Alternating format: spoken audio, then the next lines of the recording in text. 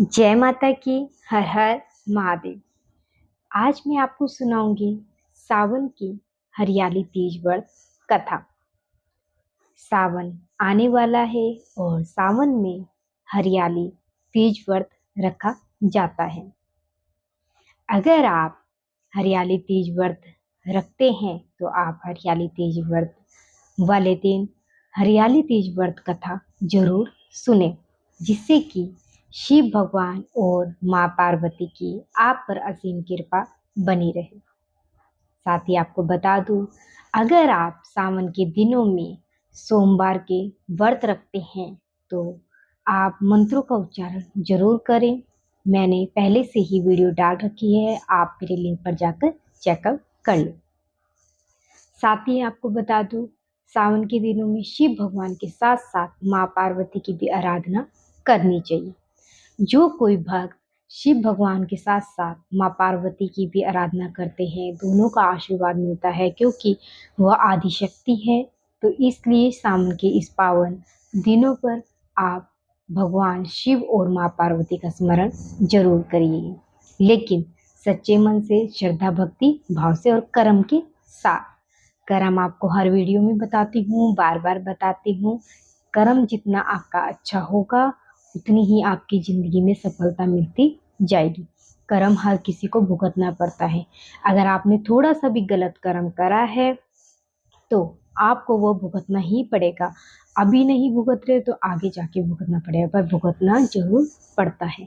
तभी बोलते हैं कि कर्म अपना अच्छा रखेगा। आपने शनिदेव की मैंने वीडियो डाल रखी है, उसमें भी आपने सुना होगा कि शनिदेव भी न्याय के देवता हैं। अगर कर्म अच्छा रखोगे तो वह तो उनकी क्रूर दृष्टि से कोई नहीं बच सकता। इसलिए पहले ही आपको बता दूं, किसी भी देवी या देवता की अगर आप पूजा अर्चना करते हैं तो आपको श्रद्धा और सच्चे मन भक्ति भाव से तो करनी ही चाहिए, साथ ही आपका कर्म अच्छा होना चाहिए। अगर आप श्रद्धा भक्ति भाव से सच्चे मन से पूजा पाठ करते हैं तब भी आप पर शिव भगवान माँ पार्वती की कृपा बनती है। साथ ही अगर आपके गलत कर्म है, वह भी, अगर आपने कुछ गलत कर्म किए भी हैं और आप सोचते हो कि मैं अब नहीं करना चाहता हूँ, तो अगर आपने श्रद्धा भक्ति भाव से पूजा पाठ कर रहे हो तो वहाँ भी आप पीछे हट जाओगे गलत कर्म से, क्योंकि आप सच्चे मन से भगवान का स्मरण कर रहे हैं तो भगवान आपका साथ स्वयं जरूर देंगे। सावन के दिनों में जरूर सुने माँ पार्वती और शिव भगवान की कथा। तो चलिए करते हैं स्टार्ट। सबसे पहले हम करेंगे गणपति जी का स्मरण। और सबसे पहले ये भी बता देती हूँ, किसी भी देवी या देवता की अगर हम पूजा करते हैं तो सबसे पहले हमें गणपति जी से स्टार्ट करना चाहिए, क्योंकि वह प्रथम पूज्य हैं और उन्हें प्रथम स्थान दिया गया है और वह विघ्न हरता है। अगर आप कोई शुभ कार्य करते हैं तो गणेश जी का स्मरण जरूर करते हैं। आपको पता ही है, सबसे पहले गणपति जी का स्मरण होता है, तभी हमारे शुभ कार्य सफल हो पाते हैं, क्योंकि वह विघ्न हरता है। तो चलिए करते हैं गणपति जी से स्टार्ट। गणपति जी का स्मरण करते हुए चलिए फिर करेंगे हरियाली तीज की व्रत कथा। ओम गणपते नमः। चलिए आपको बताती हूँ हरियाली तीज व्रत कथा और महात्म्य। इसे सुनने से मिलता है सुख और सौभाग्य।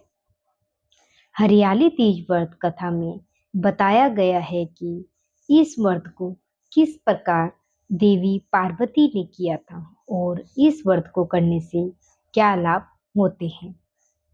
देवी पार्वती को हरियाली तीज व्रत से भगवान शिव किस प्रकार पति रूप में प्राप्त हुए, चलिए जानते हैं। हरियाली तीज व्रत की संपूर्ण कथा विस्तार रूप से बताती हूँ आपको। तो करते हैं स्टार्ट।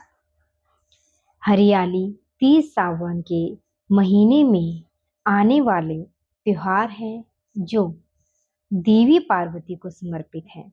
भविष्य पुराण के अनुसार तीज यानी तृतीया तिथि का व्रत और पूजन देवी पार्वती को प्रसन्न करने के लिए किया जाता है। पुराणों के अनुसार चंद्रमा की 27वीं पत्नी है। इनमें चंद्रमा रोहिणी को सबसे अधिक प्रेम करते हैं। पुराण के अनुसार रोहिणी ने तृतीया तिथि का व्रत किया था, जिससे रोहिणी के प्रति चंद्रमा का प्रेम सबसे अधिक है। सावन के मास में जो कुंवारी कन्याएं सुहागन स्त्री तृतीया तिथि को हरियाली तीज की कथा सुनती हैं और देवी पार्वती की भगवान शिव के साथ पूजा करती है, उन्हें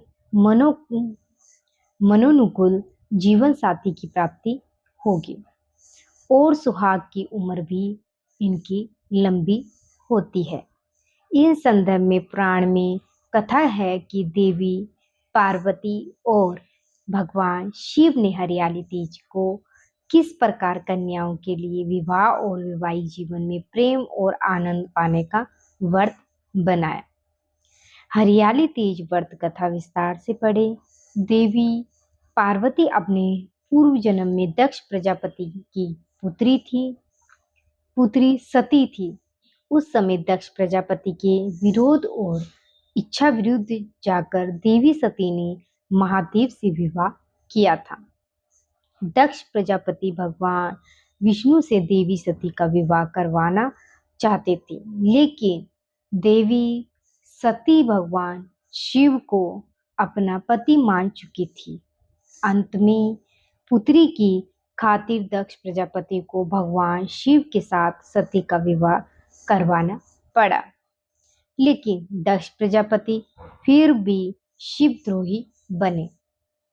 एक समय दक्ष प्रजापति ने भव्य यज्ञ का आयोजन किया, जिसमें सभी देवी देवताओं, नाग, किन्नर, गंधर्व, ऋषियों को आमंत्रित किया। त्रिलोक में दक्ष प्रजापति के यज्ञ की चर्चा होने लगी।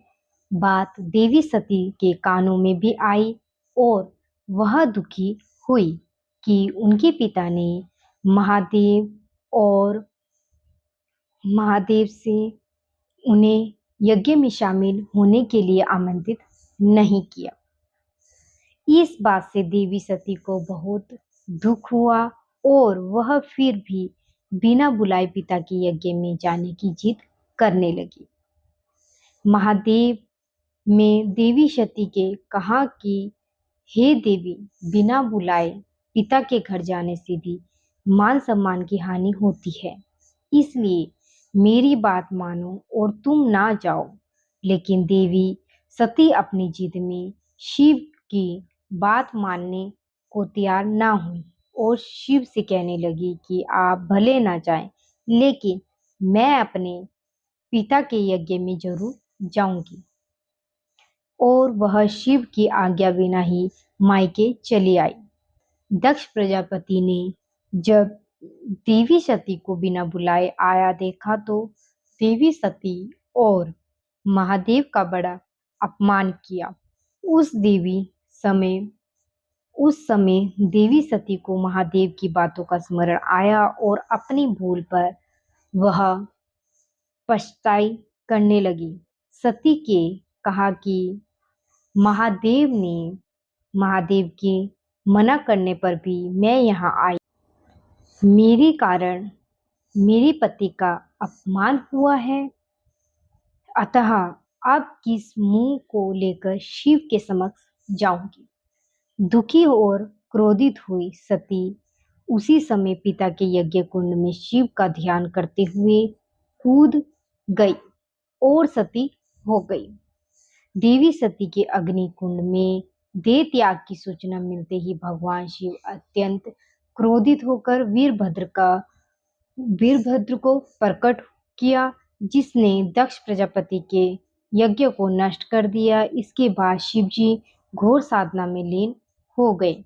इधर देवी सती को भगवान शिव की आज्ञा का उल्लंघन करने का दंड भी मिला और उनका कई जन्म होता रहा। इस तरह देवी सती के 108 जन्म हुए। 107 जन्मों तक वह भगवान शिव को पुनः पति रूप में पाने के लिए तपस्या करती रही। 108वें जन्म में देवी सती का हिमालय की पुत्री पार्वती के रूप में जन्म हुआ। इस जन्म में देवी पार्वती ने भगवान शिव को पति रूप में पाने के लिए सावन में मृत्तिका से शिवलिंग का निर्माण करके भक्ति भाव से शिव जी की पूजन किया और तपस्या में लीन हो गई।